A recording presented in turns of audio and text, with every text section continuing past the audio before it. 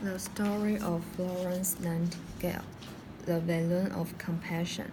Florence Nightingale was named after her birthplace, Florence, Italy. When almost a year old, she returned to England with her family. Their house was always full of friends and family. Florence would look after children by inventing games and making sure they didn't get hurt. She also did whatever she could do to help injured horses or sick cows. She cared for wounded birds until they could manage themselves. Her father reminding her not to let her passionate heart make her forget her lessons. Florence often helped her mother deliver food to the poor around their estate. Her heart ached at the misery in which some of them lived. As she grew older, she visited them on her own, especially the sick. She wanted to make them well, so Florence decided to become a nurse. Her family shocked because nursing was not a respected profession, but Florence determined and studied. Determined 是形容词，所以要有 be 动，要有 be 动。Was determined and studied books on medicine. One day, she persuaded a doctor to show her around a London hospital. She was shocked at the dirty and uncared for patients, the filthy wards and beds and rats. Florence vowed to change all of this. Florence knew she had much to learn about nursing, so she visited hospitals in France, Germany, and Ireland, and learned everything she could do. Upon returning home, she was an expert on hospital management. In 1853, 管理这个时候用名词 management. In 1853, Florence agreed to take over a small London hospital. Her biggest problem was finding good trained nurses, so she decided to train them herself.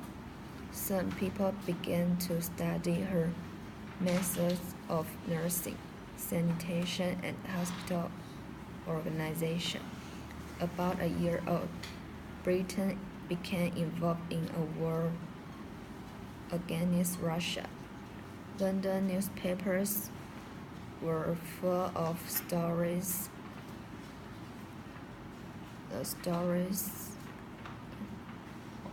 of terrible conditions about the wounded and sick soldiers were suffering. Sidney Herbert, the Secretary of War, asked Florence to help cared for the wounded and sick. Needless to say, Florence agreed to go. When Florence and nurses arrived at the British hospital at Scutari in modern-day Istanbul, they were horrified. The hospital left men lying on the floor, and rats were running everywhere. There was no running water and no heat. Many soldiers died before receiving help. In spite of the shortage of staff, but doctors wouldn't listen to her. They didn't like the idea of women in army hospitals.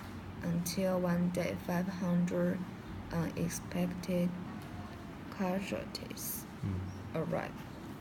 Doctor Sun realized that Florence knew what she was doing. She made change and arrived for better sanitation. Above all, Florence made sure the men were washed and their injured were cared for. Every night she would walk through the wards with her lamp.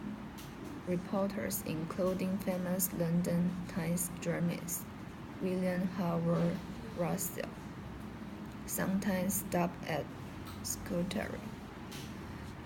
His stories made Florence famous throughout England. One day Florence crossed the sea to the war-torn Crimea. While there, she became very ill, close to death. As the news spread, British soldiers everywhere prayed for her recovery.